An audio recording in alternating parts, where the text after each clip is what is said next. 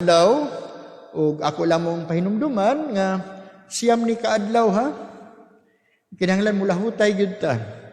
Kay inik-abot ra ba sa ikatulo kaupat kaadlaw na magkagamay magkajutay ang attendance sa tao nya.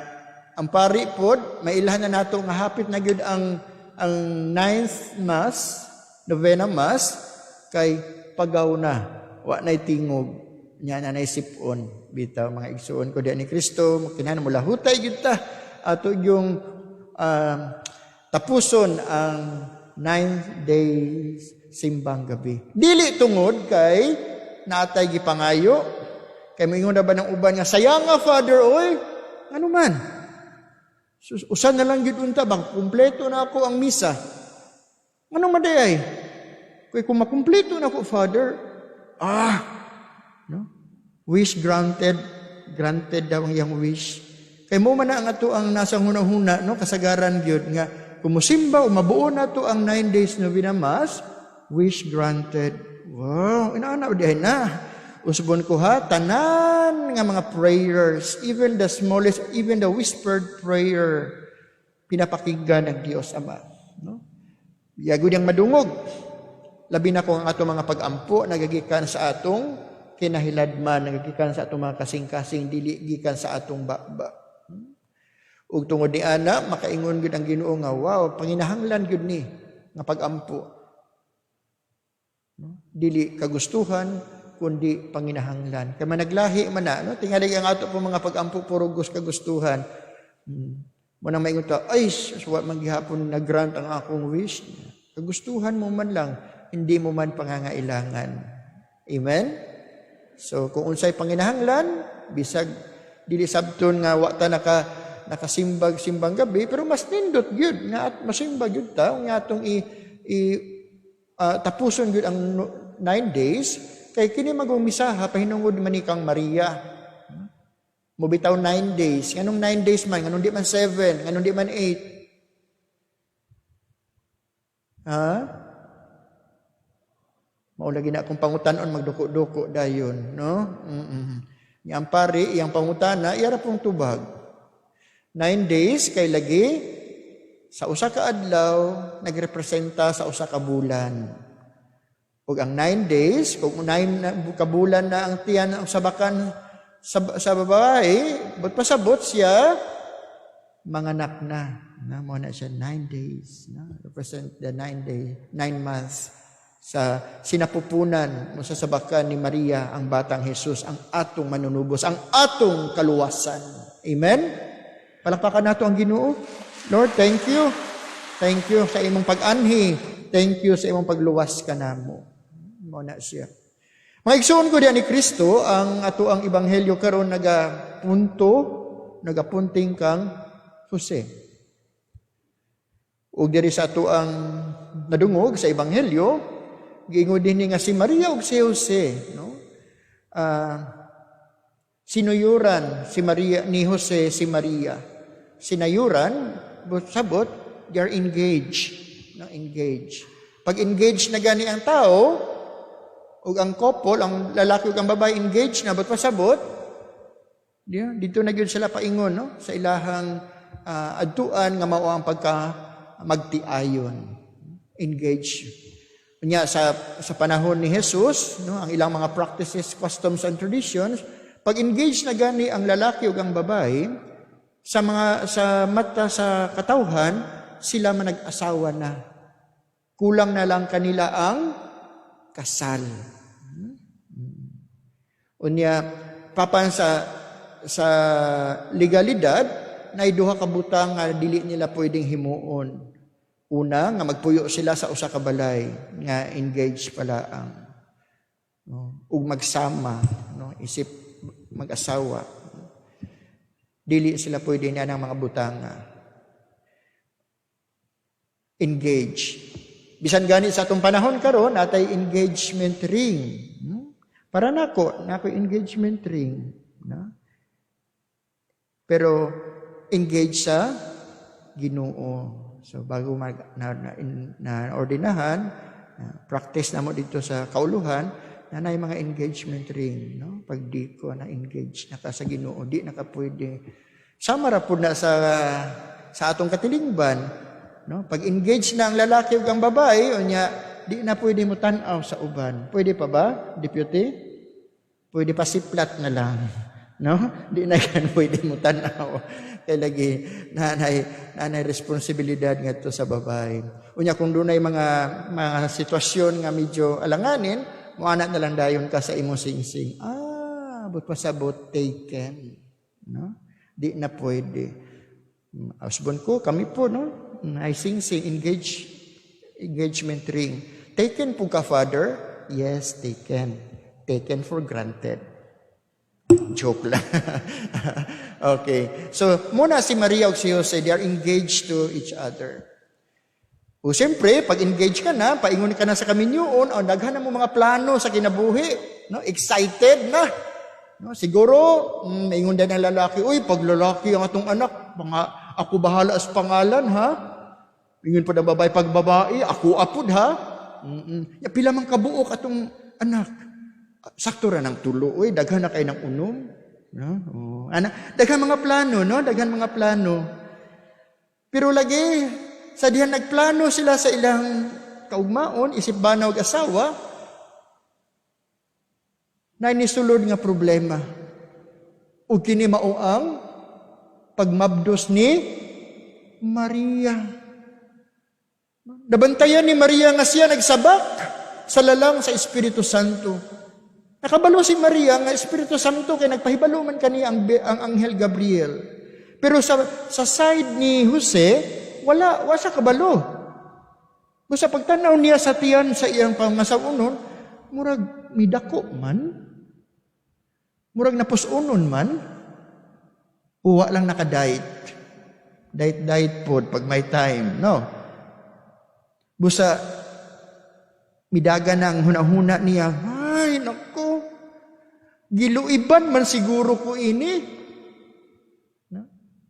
Unya, sa usa ka lalaki nga inila nga matarong, murag di niya madawat nga ako giluoban ni Maria, di ko kayang tanggapin, no? Kaya naidagan ang iyang tawhanon nga pag na panghuna-huna, busa mingon siya, ako ning bulagan, di na ko ini oy, buros man. Abi na kong puson rato. Buros man gyud di ay. Apan sa iyang paghuna-huna nga siya bulagan, dili sa lantad na paagi, kundi sa hilom nga paagi. Kumbaga naagi hapon ang iyang pagkamataro, naagi hapon ang iyang care para kay Maria. Nga naman, kay sa ilaha magong panahon, o diya sa Biblia, sa Deuteronomy, nagiingon dito nga kung ang babae, no, ang babae magmabdos, nga walay bana, o labi na sa sitwasyon ni Maria nga siya engaged na, no? Sinayuran na siya ni Jose, ang mabdos siya, ang babae, dadon, no? Ito sa public, and then ang mga kalalakinhan, mukuha og bato, og batuon, ang maong babae, hangtod nga siya mamatay. Liman ka, ana, tiaw mo na, batuon ka, hantod ka mamatay. May pagpusilo na lang diretso, kakausara. Kasakit kayo anang daghang bato. No? Sabi, di pa ka mamatay. Maayo na lang po gani mga igsuon na kining maong tradisyon o kultura, dito sa ilan eh. Kaya sa ilaha, disyerto, gamay ra kayong bato. Kaya kung diri ni sa tua, na hurot ato ang bato. Labi na diri sa boulevard. No? Wahay bato makitaan diha sa gawas, nahurot og sige bato, sige bato, sige bato. Kay daghang nagmabdos nga walay bana. No? So, may gani kay dili ni diri sa Pilipinas nga na, pero ang akong punto mga igsuon, no, naagi hapoy care si Jose kang Maria, bisan naghuna-huna siya nga ako giluiban, no? Unsa naman itong akong kaayo nga gipakita kaniya, ang akong pagpangga o pagmahal, no? Wala di ito ibili. Mura bitaw giingon sa uban nga ikaw ang kailangan pero iba ang mahal. Ikaw ang kasama pero iba ang hanap-hanap niya. Ikaw ang kayakap-yakap, pero iba ang nasa isip niya. No? Di ba sakit yan? Ha? Murag diri ko mutan, okay, daghang batanon diri. Diri murag mga idara na. Bitaw no, mga batanon. Di ba sakit kaayo, no? Para why me? Si ma'am sa ikatawa, oh. Or makarelate good si ma'am, no? Bitaw, no? Inana ba? Busa iyang bulagan. Ngay di siya gusto, no? Kaya kung tawhanon pa to, kung pariho pa to nato, na naang kasuko, ingon gito nga, ipagsigawan gud niya, nga si Maria, buntis na, no? So, madto siya siyang silingan nga tabian, chismosa. O iyang chismis ha, ikalat gyud. Oo. Pero lagi, nada chismosa sa unang panahon, no? Hangtod karon. So, si Jose, buutan gihapon siya kaayo, no? Sa hilom nga paagi. No? Apan, bisan pa nga, iyang bulagan sa hilom, dili kini mao ang mahitabo. Kay nabi tayo panultihon nga, you can run, but you can never hide. No? Kumbaga, dili solusyon ang maong tawhanon nga reaksyon. Busa siya na malandong, no? Na malandong siya. Saan man ako ni? Usama nato pod. Kung naatay mga problema, na malandong ta, mangutana ta, why me? Anong ako man? No? Sa tanang gwapo diri sa kalibutan, ako pa jud, no? Unya sa atong pagpamalandong, wa tay ganang kumain, wala ayaw natong sa mga disibunta, nakita ra yung usa mamalandong hantud makatulog ta sa kakapoy o sa sigigon ahuna, no? Sama ni Jose, na malandong siya, hantud nakatulog siya. Unya sa pagtulog niya, didto na nagpakita ang Anghel Gabriel. Busa mingon ng anghel, ayaw kahadlok, Jose. Pangasawa si Maria, o didto tanan iyang nasabtan. Unya sa iyang pagmata, unsa giingon diri sa ebanghelyo, gituman niya ang gisugo sa anghel ug gipangasawa niya si Maria. Sa iyang pagmata, ha? Why duha-duha? Agad-agad, gituman niya. Kung kita kahato, tumanon ka nato, labi na yun sa ato ang kita mga Pinoy, na nabagyo tayo totoo. Namin nga hala, sa akong damgo, nakadaog kog luto. Dili na tinuod, kabaliktaran na. Anak man na, ang ato ang nahuna. Na kung unsay damgo, kabaliktaran daw sa katotohanan. Busa mingon day ng katigulangan, hala, kita ng haligi para mausog o para masanta, para masumpa, no? Munang kit pud tawo sa haligi. Munang nahurot ang ipon, pero ang haligi naa paghihapon, no? Pero si Jose, taong matarong, ibig sabihin dako, laom, hugot ang pagtuo, pagsalig kahadlok sa Ginoo. Busa mituman siya diha dayon. Mga igsuon ko diha ni Kristo, daghan kaitang makutlo nga pagtulunan diha kang Jose. Sa iyang napakasimple nga pagkasya, nakakita ba mo daghang imahe ni Jose? Wala. Kasagaran si Maria rajud ug ang batang Jesus. Amen? Na ay Holy Family, pero usa o duha ka posisyon, anong oras yun? Inana siya kasimple. Siya lang tagakuhag picture. Panalag sa radyo siya mag-selfie. Kasama si Maria o si ang batang Jesus. Bitaw nga kung pasabot mga igsuon, inana siya kasimple nga tao. Pero ang gugmas hilabihan. Ang respeto sa uban na umaapaw. Pero gahapon mga igsuon, human sa akong samtos nga misa na ay nagpa-bless og imahe ni Jose. Nya natandog kaayo ko, nahimuot kaayo ko sa maong imahen. Kay first time na ako nakakita, no? Kung kamo nakakita na, sorry, basta ako first time ko nakita. Ang imahen, ako kung ipicturean kay murag na kuan ko ba na himuot ko kaayo. Ang imahen usa ka katre nga natulog si Maria nga naghapa ng talagang tulog na tulog, no? Nya si Jose naglingkod sa kanto sa katre, unya kugos-kugos niya ang batang Jesus. Panalagi sa kaayo nga si Jose nagkugos sa batang Hesus samtang si Maria tulog. Kay kung baga ako na pud mo bantay sa bata. Pero kanang imahe na inana ba? Panalagi sa ramang kay usually makita nato inana. Yan yang kikugos pero inana. Pero kanang caring, kanang giaruga niya ang batang Hesus. So mga igsoon ko diyan ni Kristo, sa atong kinabuhi natay daghang plano. Plano ta mo ni mo na kung buhaton. Sus Father, mag-OFW na unta ko sa Canada pero na COVID man good. Wa na dayon. No?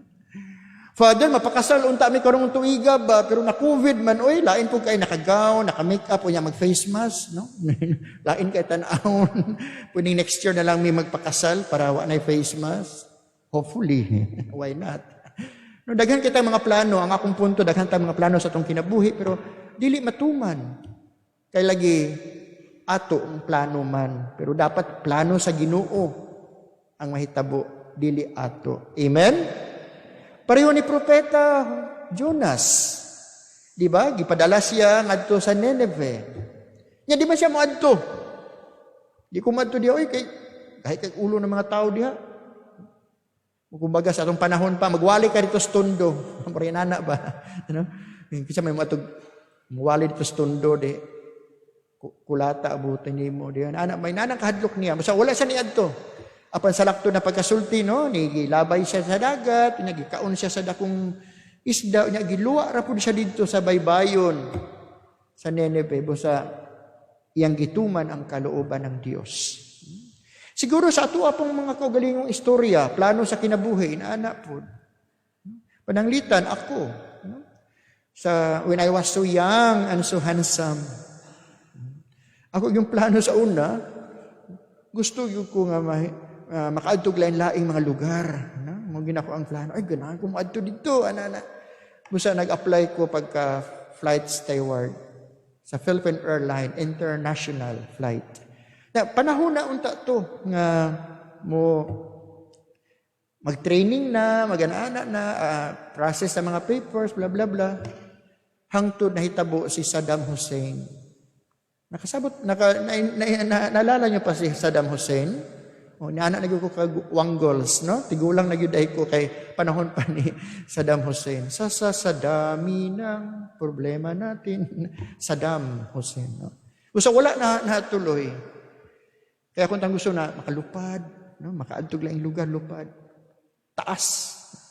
Pero ang Ginoo dili, mas taas pa sa langit. Munang gihimo ko niyang sulugoon diha sa simbahan ug busa ako nangalaga diha kaninyo karon, no? So ang atong mga plano dili matuman kundi ang plano gayud sa Ginoo.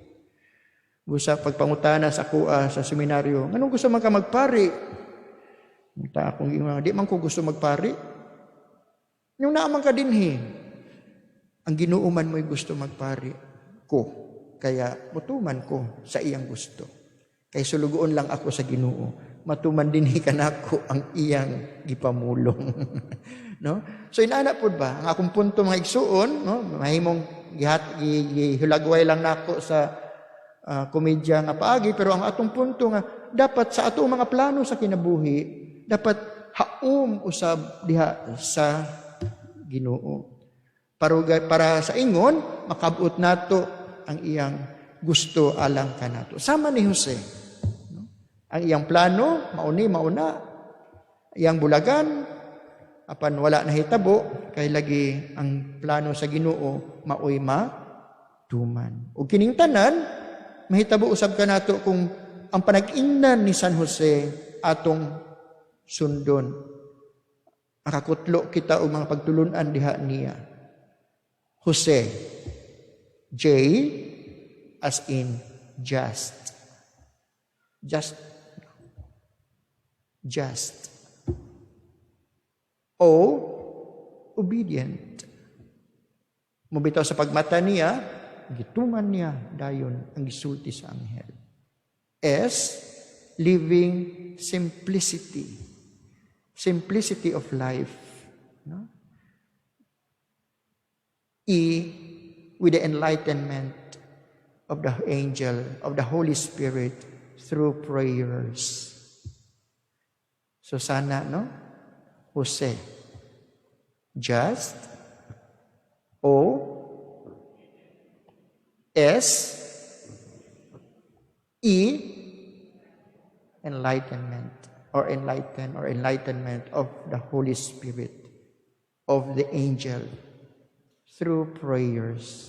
Sana, mahigmata kita atong sundon ang kabubuton sa Dios. Palihog manindog ang tanan, isip